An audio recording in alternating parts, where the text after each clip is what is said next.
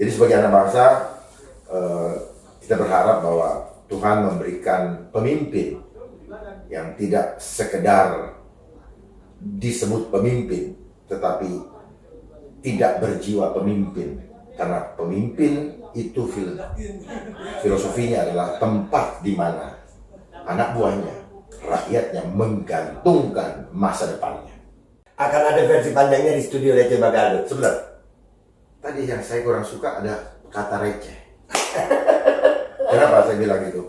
Jangan membaca, jangan merendahkan.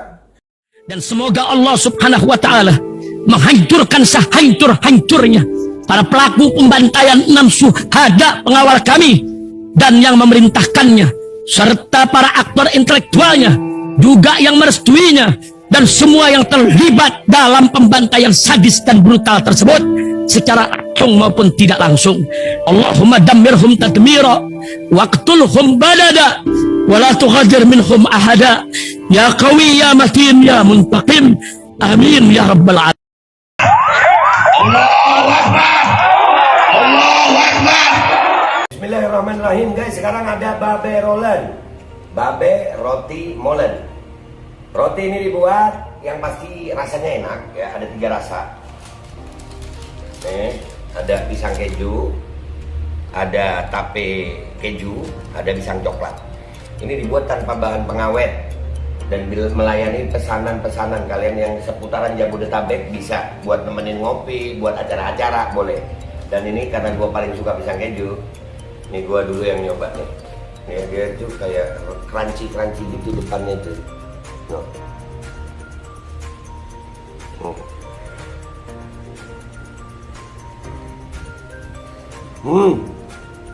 Lu tahu kerannya di depan nih, terus di dalamnya empuk. Ya Allah. Udah nggak usah lama-lama, lu kalau kepingin langsung pesen aja, itu ada nomor WA-nya, nanti gua kalau cantumin, ada juga IG-nya, langsung pesen, murah. Ini cuman nanti dia tanya itu 35.000 kalau nggak salah, ya.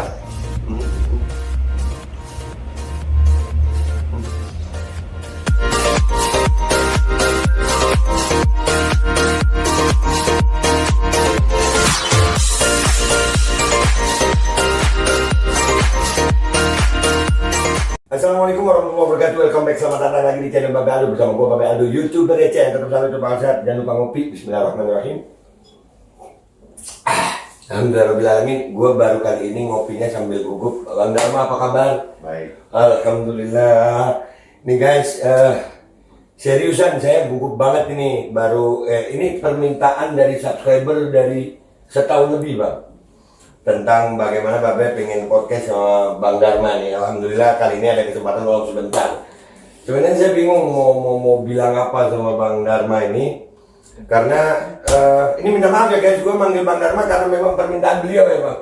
Ya, nah Ketuaan kalau dibilang. ya Bang, saya jujur aja saya termasuk penggemar Abang dari awal masalah pandemi ini Bang. Saya cuma mau minta nasihat dari Abang, kira-kira untuk orang-orang seperti kami ini, apa yang harus kami lakukan menghadapi keadaan sekarang ini. Kan ini Indonesia sampai hari ini Bang, jujur aja saya belum menemukan satu orang yang berani berbicara untuk membanggakan Indonesia demi Indonesia. Yang ada sekarang membanggakan ini untuk Indonesia, membanggakan ini untuk Indonesia. Belum ada produk asli Indonesia gitu Bang, baru Abang yang saya lihat. Kira-kira apa yang harus kita lakukan? Sementara ini kan di luar sana ini masing-masing ini Bang, belum ada produk asli Indonesia gitu Bang. Nah, menurut Abang sendiri kita harus gimana nih Bang melawan ini semua gitu Bang? Sebenarnya kita nggak usah melawan. Kita mengikuti gendangnya, tetapi dengan kepercayaan diri menuju kepada kemandirian. Nah, untuk bisa mandiri, kita harus paham dulu Pancasila secara benar. Ada 5 nilai luhur Pancasila di dalam Pancasila. Sila pertama, ketuhanan yang Maha Esa. Nilainya apa? Ikhlas. Yang kedua, kemanusiaan yang adil dan beradab. Nilainya apa? Kita menerima, menikmati, dan menghargai apa yang Allah berikan. Karena kalau manusia membandingkan, terus kemudian melihat strata seseorang, merendahkan seseorang, maka kita tidak bisa jadi manusia adil. Otomatis kita berarti tidak ikhlas ya, dengan keberadaan itu. Dan kemudian kita tidak mungkin beradab. Kalau kita sudah tidak beradab, maka kita tidak mungkin bisa bersatu. Karena untuk bersatu itu perlu bersyukur menerima apa yang baik dari Allah, apa yang kita rasa tidak baik sebagai hadiah yang terindah dari Allah. Kemudian nilai yang berikutnya adalah tulus. Kalau kita sudah tulus, kalau kita bisa berlimpah syukur, maka kita akan menghadirkan tulus di dalam hati kita, sehingga kita tidak akan lagi mementingkan kepentingan kelompok. Kita akan mementingkan kepentingan orang banyak dan mempersembahkan hidup kita untuk orang banyak. Barulah kita bisa mencapai cita-cita bangsa Indonesia menjadi keadilan sosial bagi seluruh rakyat Indonesia. Ketika apa? Ketika kita selalu merasa bahagia bersama, tidak merasa keberhasilan orang menjadi suatu hal yang harus kita cemburu, dan tidak kita titipkan bahagia kepada orang itu.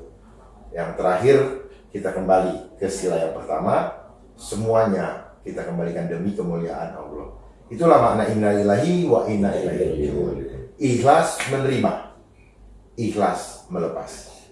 Kita tahu kapan seorang pemimpin itu akan berhenti, karena dia tahu bahwa semua ini hanyalah amanah yang harus dipertanggungjawabkan kepada Tuhan yang Maha Esa. Iya bang. Jadi alhamdulillah saya sendiri bang termasuk orang yang ngefans sama abang itu, walaupun kita berbeda keimanan ya bang. Artinya saya bangga gitu kenal abang, melihat abang ngefans gitu, karena mau mempertanggungjawabkan hidupnya untuk kehidupan setelah mati. Itu jarang bang. Nah ini kembali ke Pancasila tadi bang. Pancasila ini sekarang ini seperti hanya sebagai slogan aja bang. Tapi dalam prakteknya kami belum melihat di mana, di DPR belum ada, di pejabat-pejabat yang ada ini belum ada gitu. Nah, kami termasuk kelompok yang kalau mau dibilang kelompok, kami sampai hari ini antipati dengan sistem yang ada. Ya, karena kami melihat seperti PT 20% ini bagi kami ya, ini bukan Pancasila gitu, Bang. Nah, kira-kira Bang, apalagi kalau PT 20% ini kan otomatis calon-calon yang ada itu ya yang dimau sama partai-partai itu lagi. Sementara kami sendiri, jujur aja, partai yang ada di Dewan sana, sampai hari ini kami belum ada yang kami percaya. Kira-kira ke depannya, Indonesia ini kalau masih seperti ini, kira-kira ke depannya gimana? Soalnya kita udah ngalamin nih bang, polarisasi dari 2019 nih. Kemarin 2019 kan ada 01, 02, sampai pecah sampai sekarang tuh. Sampai sekarang pecah, padahal 01, 02-nya sudah jadi 11, 12 kan. Nah kira-kira 2024, harapannya gimana nih bang? Apa yang bisa kita perbuat untuk bangsa ini? Saya tidak mau masuk ke ranah politik ya, karena belum saatnya. Namun saya akan memberi pandangan bahwa harapan kita sebagai anak bangsa adalah tahun 2024 ada sesuatu yang baru, yang betul-betul fresh from the oven, ya, fresh from the oven, yang betul-betul genuine untuk membangun kemandirian bangsa. Agar apa? Agar bangsa ini berdaulat. Karena kalau kita hidup dari hutang, gak ada suatu rumah tangga yang berdaulat, gak ada suatu organisasi yang berdaulat manakala dia hidup dari hutang. Gak ada seorang pria atau rumah tangga yang berwibawa kalau dia hidup dari hutang. Dia akan selalu dihantui oleh rasa ketakutan kapan ditagih, dan dia akan hidup dengan kerja rodi untuk membayar dan mengejar pengembalian tadi. Itu didikan orang tua saya kepada saya. Walaupun misalnya uangnya ya dapatnya 1.000, ya manfaatkanlah 1.000 dan tetap tabung 100.000. Jangan dihabiskan.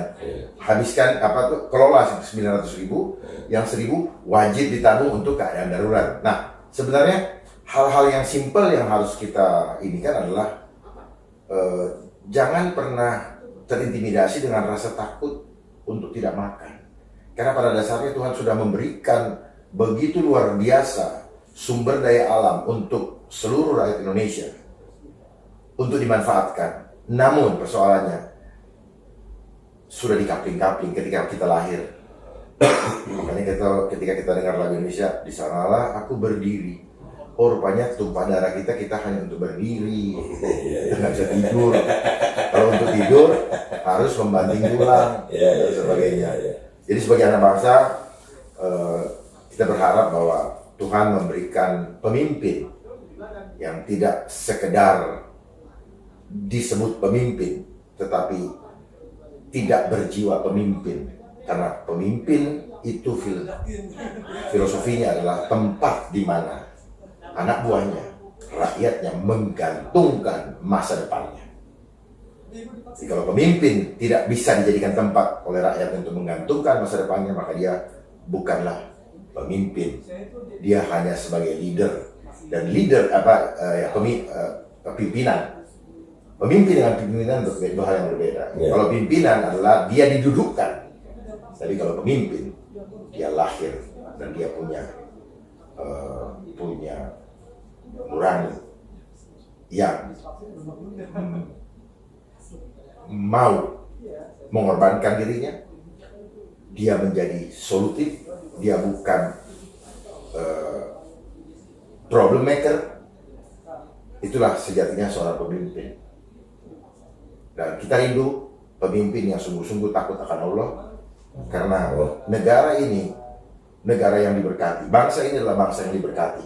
Hanya persoalannya ketika pemimpin tidak takut Allah, maka jangan harap akan diberkati Allah. Justru banyak hal yang akan terjadi yang akan menyengsarakan rakyat. Terima kasih Bang. Ini memang guys, gue tahu sebenarnya gue pengen ngomong banyak, cuman ini karena memang terpaksa nyari waktunya beliau ini susah. Jadi ini sebentar aja, tapi saya mau minta pernyataan Bang Dharma. Kira-kira kalau saya undang ke tempat saya, Abang mau? Boleh. Boleh. Nah itu guys. Dan sambil menunggu kalian komentar yang baik di bawah di konten ini, kalian tulis pertanyaan-pertanyaan kalian. Yang beruntung nanti insya Allah akan gue bacakan pertanyaan-pertanyaan itu di saat Bang Dharma datang ke studio Receh Babe Aldo. Kalau ini kita lagi minta waktunya beliau sebentar aja. Sebagai closing statement Bang buat subscriber Babe Aldo, YouTuber receh ini Bang. Sahabat-sahabat, rekan-rekan sekalian, saudara-saudaraku sebangsa dan setanah air, mari bersama kita berjuang untuk membebaskan bangsa ini dari perbudakan mindset, agar kita bisa menemukan jati diri bangsa, kembali kepada fitrah sebagai insan yang nusantara. Nu makhluk swa mandiri anta menuju ra sang pencipta. Artinya apa? Setiap langkah kita, setiap tindakan kita bertanggung jawab langsung kepada Tuhan.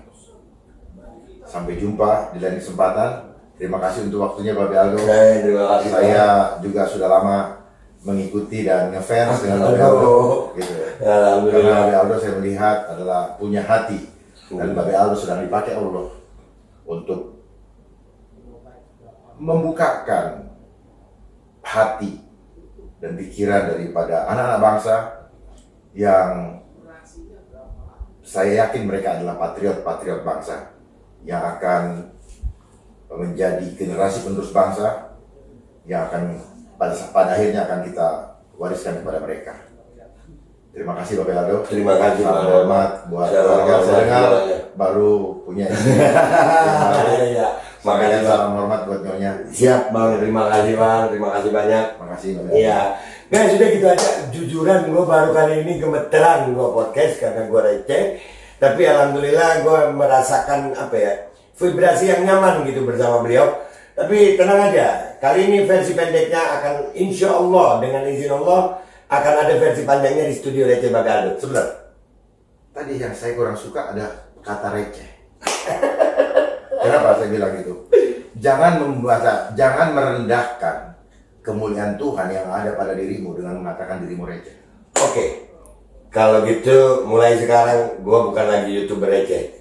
Gue YouTuber patriot Indonesia. Manusia boleh mengukur kau, mengukur kita. Tetapi di mata Tuhan kita adalah mulia. Siap. Amin. Amin. Oke guys, gue udah gak receh lagi hari ini karena akhirnya gue bisa podcast dengan seorang komjen dan udah gak receh gue. Gue Bapak Aldo minta maaf kalau salah. Sampai jumpa di konten-konten gue berikutnya. Wabillahi taufiq wal hidayah. Wassalamualaikum warahmatullahi wabarakatuh. Sekali lagi Bang, makasih banyak. Dan semoga Allah subhanahu wa ta'ala menghancurkan sehancur-hancurnya para pelaku pembantaian 6 syuhada pengawal kami dan yang memerintahkannya, serta para aktor intelektualnya juga yang merestuinya, dan semua yang terlibat dalam pembantaian sadis dan brutal tersebut secara langsung maupun tidak langsung. Allahumma dammirhum tadmira waqtulhum balada wala tughadir minhum ahada ya qawi ya matin ya muntaqim. Amin ya rabbal